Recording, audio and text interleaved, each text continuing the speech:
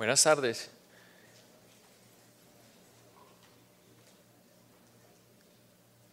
La lesión medular es un evento catastrófico tanto para el paciente como para su familia, el sistema de salud, inclusive para nosotros los médicos, porque es realmente poco lo que se puede hacer por estos pacientes a pesar de la magnitud de su problema. Y a menudo estos pacientes van a tener una discapacidad severa y permanente. Epidemiológicamente, la incidencia del trauma raquiomedular en Estados Unidos en el 2010 fue aproximadamente de 40 por millón de habitantes, o sea, más o menos alrededor de 12.400 habitantes al año, y en el mundo se estima que 40 millones de personas cada año sufren un trauma raquiomedular. En Estados Unidos, las principales causas del trauma raquiomedular son los accidentes de tránsito en un 48%, las caídas en un 16%, las heridas por arma de fuego en un 12%, los traumas raquiomedulares asociados a los deportes en el 10%, y otros 14%. El trauma raquiomedular tiene un pico de incidencia en los adultos jóvenes con una media de 37 años. Los hombres están afectados entre el 77 y 80% de los casos. El 25% de los traumas raquiomedulares están asociados a la ingesta de alcohol. El 5.4% de los pacientes con TEC severo tienen trauma raquiomedular, y de estos pacientes 4.42% aproximadamente tienen una lesión vertebral inestable en el momento del trauma también. Es importante que hay enfermedades de la columna que aumentan la susceptibilidad a sufrir un trauma raquimedular, como lo es el caso del canal cervical estrecho, la artritis reumatoide, la espondilitis anquilosante, etc.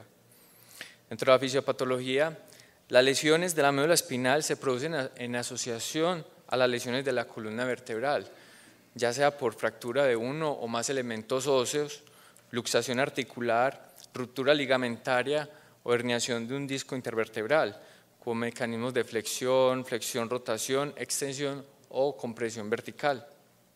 Entonces vamos a tener dos tipos de lesiones, una lesión primaria y una lesión secundaria, similares a las que manejamos en el TEC.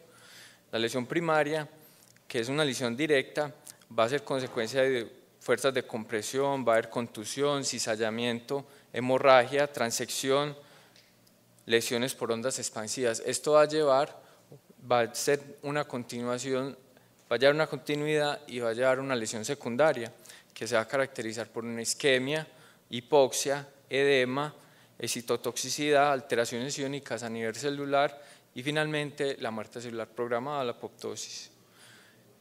Es importante en cuanto al enfoque clínico, la presentación clínica del paciente, tener algunas consideraciones anatómicas en cuanto a la organización del plano sagital o longitudinal de la columna y tanto en el plano transversal, tener un conocimiento básico como por ejemplo que hay 31 par de raíces nerviosas en las cuales se ven los astas posteriores que son sensitivas, pues dan la rama sensitiva, y las anteriores dan la rama motora, y esto va a llevar a una representación clínica de los miotomas para la función de las extremidades superiores e inferiores, y como ya se explicó en la anterior charla, una distribución dermatómica que nos va a representar también pues estas raíces en todo el cuerpo prácticamente.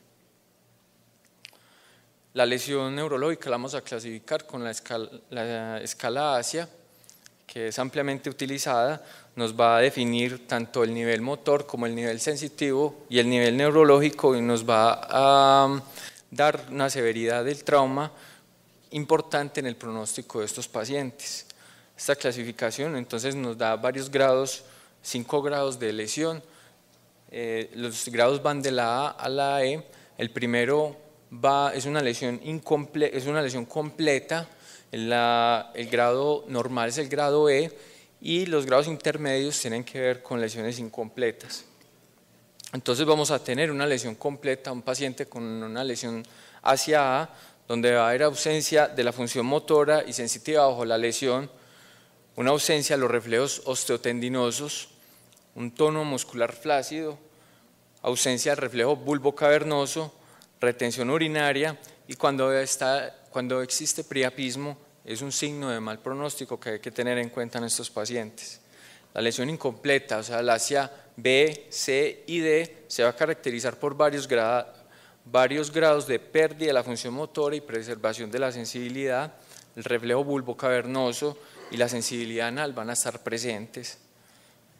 También, como les decía, en la anatomía transversal de la médula, entonces es importante porque van a haber síndromes que son focales, como el síndrome centromedular, donde se ve la alteración pues, a nivel del centro de la médula, como su nombre lo dice, va a haber un mayor deterioro de las extremidades superiores, una disfunción vesical variable y grados variables también de la pérdida de la sensibilidad, pero lo principal de este síndrome es que hay mayor deterioro en las extremidades superiores.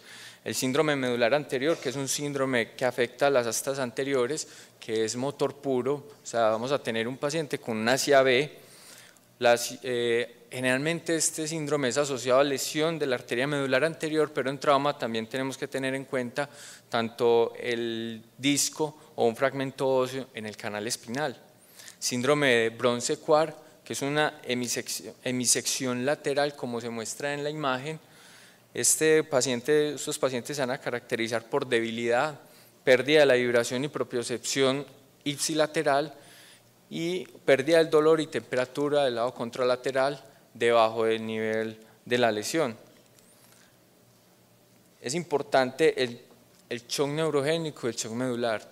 Después del trauma raquimedular, la médula cesa toda acción neurológica.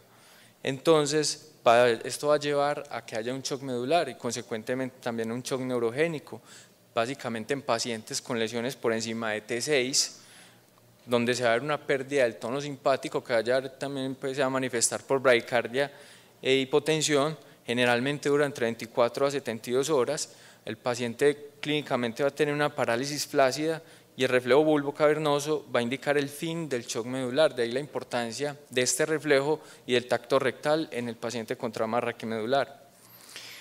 ¿Qué hacer en el servicio de urgencias? Primero se tratan las lesiones que amenazan la vida, teniendo en cuenta el ABCD de la TLS.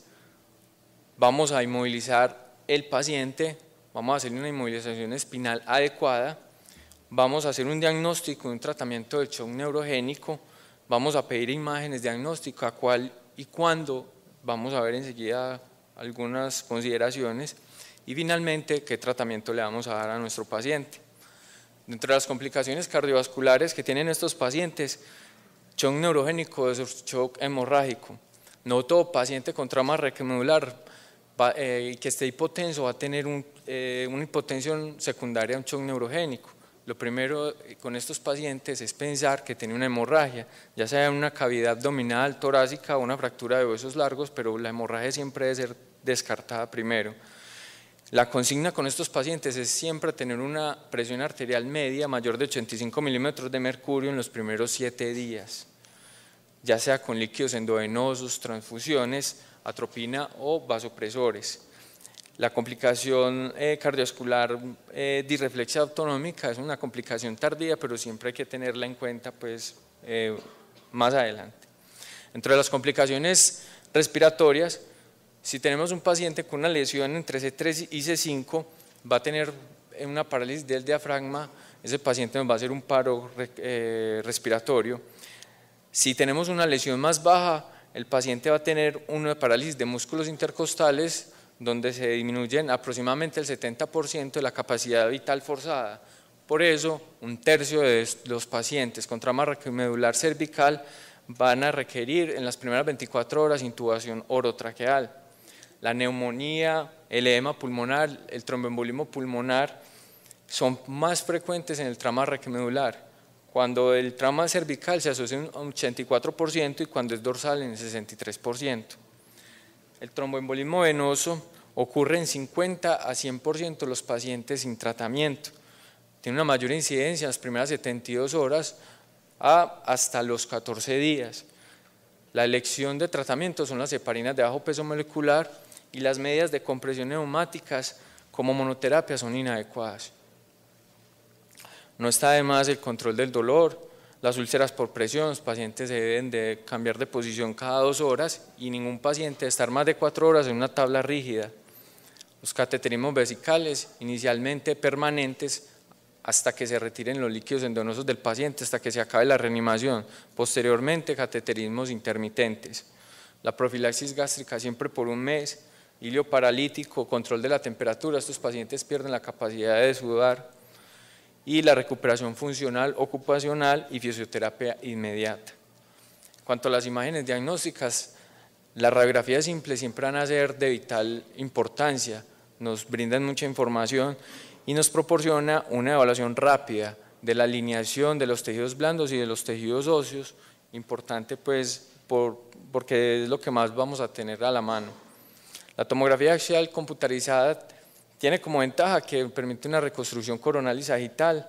Hay una mayor sensibilidad especialmente en las lesiones cervicales, evalúa la permeabilidad del canal espinal. En cuanto a la resonancia magnética, en trauma las indicaciones son menos definidas, proporciona imagen más detallada de la médula espinal, de los discos intervertebrales, de los ligamentos y de los tejidos blandos en general. Importante o fundamental en el paciente que se sospecha un hematoma epidural, y en ocasiones nos ayuda el planeamiento quirúrgico. Esta imagen para mostrar pues las líneas, pero ya en la charla anterior se fueron evaluadas también. En la columna cervical siempre pedir AP lateral y la proyección con boca abierta para poder visualizar adecuadamente la odontoides. Hay varias reglas de decisión clínica para la obtención de radiografías. Entre ellos están los criterios Nexus. Los criterios Nexus constan de 5 criterios. El paciente que tenga los 5 criterios no va a requerir una radiografía con un valor predictivo negativo del 99%. La regla canadiense de la columna cervical también va a ser una ayuda para nosotros. Nos pregunta si hay una existencia de un factor de riesgo importante que per se indique la realización de una radiografía, ya sea en paciente de mayor de 65 años con parestesia en las extremidades o que haya tenido un trauma peligroso. Si el paciente no tiene ese problema, si hay ausencia de otros factores de riesgo que impidan valorar adecuadamente la movilidad de la columna, y si hay una probabilidad de rotar el cuello más de 45 grados a ambos lados, el paciente no va a requerir una radiografía de columna cervical. En caso contrario, sí lo va a requerir. En cuanto al tratamiento médico, la naloxona, el mesilato de tirilazad, los gangliósidos, la TRH, la gaciclidina, el nimodipino han sido propuestos como medicamentos neuroprotectores en el trauma requimedular. Sin embargo, el único medicamento que ha demostrado algún impacto sobre el trauma requimedular es la metilprednisolona. Por eso se llevaron a varios estudios, entre los más conocidos pues son los NACIS. El estudio NACIS 1 se realizó en 1985, comparó bajas dosis con altas dosis. Pacientes recibían por 10 días 100 miligramos de metilprednisolona y el otro grupo recibía 1000 miligramos de metilprednisolona. A los 6 meses de seguimiento del año no hubo diferencias entre ambos grupos, pero sí hubo un aumento estadísticamente significativo de los efectos secundarios: infección, hemorragia gastrointestinal, sepsis, tromboembolismo pulmonar, retraso en la cicatrización y muerte. Sin embargo, se estaban haciendo estudios en animales y estos estudios están sugiriendo que quizás la metilprednisolona se debería utilizar en dosis más altas. Por eso en 1990 se realizó el NACIS 2. El NACIS 2 ya utilizó una dosis más alta. Entonces utilizó un bolo inicial de metilprednisolona de 30 miligramos por kilo, seguido de una infusión 5.4 miligramos por kilo por hora por 23 horas, versus otro grupo que estaba con la naloxona y otro grupo con placebo. Al año no hubo diferencias en la función neurológica en el análisis general. Sin embargo, análisis post-hoc mostró mejoría de 4 puntos en la función motora en los pacientes que recibían el medicamento en las primeras 8 horas.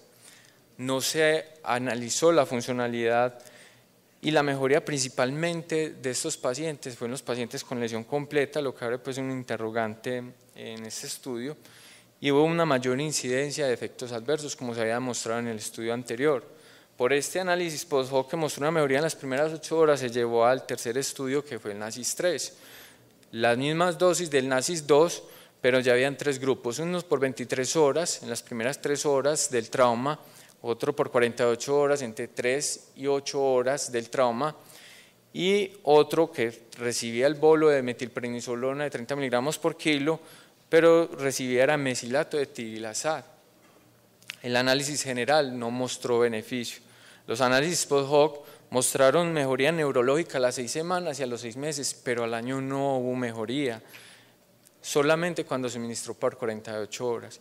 Sin embargo, el régimen de 48 horas representa la dosis más alta de metilprednisolona prescrito para cualquier condición clínica y se asoció con una tasa 2 veces mayor de neumonía grave, 4 veces de sepsis grave y 6 veces de muerte. En conclusión, podemos decir que no hay una evidencia científica estadísticamente significativa que permita recomendar la administración de metilprednisolona en el trauma raquimedular. En cuanto al pronóstico, es una pregunta pues importante, no solo de los pacientes, de los familiares, sino también de nosotros los médicos. En general, la mortalidad temprana de estos pacientes tiene una tasa de 4 a 20%. Si uno tiene una lesión cervical alta, C1 a C3, tiene 6.6 veces una mayor probabilidad de muerte. Si es de C4 a C5, 2.5 veces, y si es de C8 o C6, 1.5 veces. Solo un 10% de los pacientes con un ASIA van a tener mejoría, pero solamente el 3% va a llegar a un ASIA D. Los pacientes con ASIA B, un 54% van a llegar hasta C o D, y los pacientes con ASIA C y D van a poder caminar sin ayuda entre 62 y 97%. La mayor recuperación es en los primeros 6 meses. Muchas gracias por la asistencia.